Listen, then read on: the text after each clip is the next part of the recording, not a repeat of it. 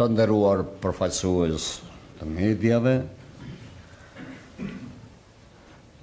të dashur qytetar, rezultatet janë tashmë të njohura. Ne kemi fituar shumicën e votës popullore në mbar vendin, apo më mirë të thuhet të votës kombëtare në këto zgjedhje. Me mbi 23.000 vota më shumë, por nuk kemi arritur të fitojmë garën për kryetar të komunave. Kjo është një mesazh kompleks që ne e pranojmë me respekt dhe përgjegjësi. Qytetarët kanë treguar se besojnë në vlerat tona, në vizionin tonë, por njëkohësisht kërkojnë që të rinovojmë mënyrën si përfaqësojmë këto vlera në terren. Rezultatet për disa komuna nuk janë pasqyrë e vullnetit real të qytetarëve, por pasojë e koalicioneve jo parimore dhe marrëveshjeve të përkohshme që në thelb kanë shkelur frymën e garës demokratike.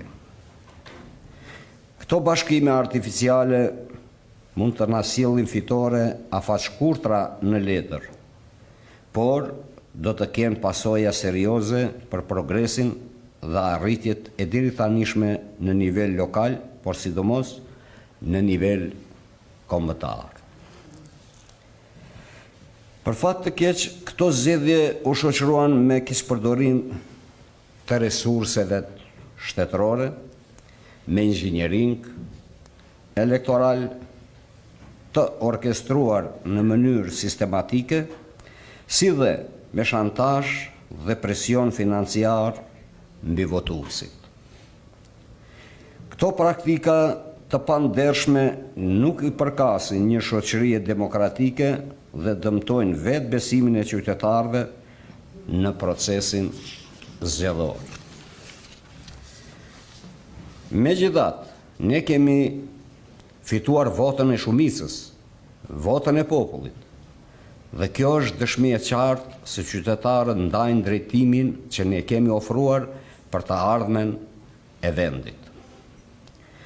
Humbja e disa pozicioneve në nivel të kryetarëve të komunave është një thirrje për të forcuar strukturat, për të ofruar më shumë me njerëzit dhe për të përmirësuar mënyrën si menaxhojmë politikat lokale.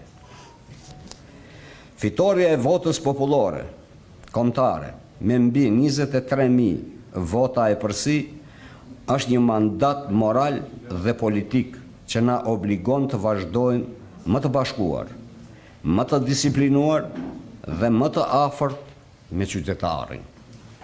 Sepse, në fund të ditës, legitimiteti i çdo lëvizje politike buron nga besimi i qytetarëve dhe ai besim nuk është zbehur, por përforcuar.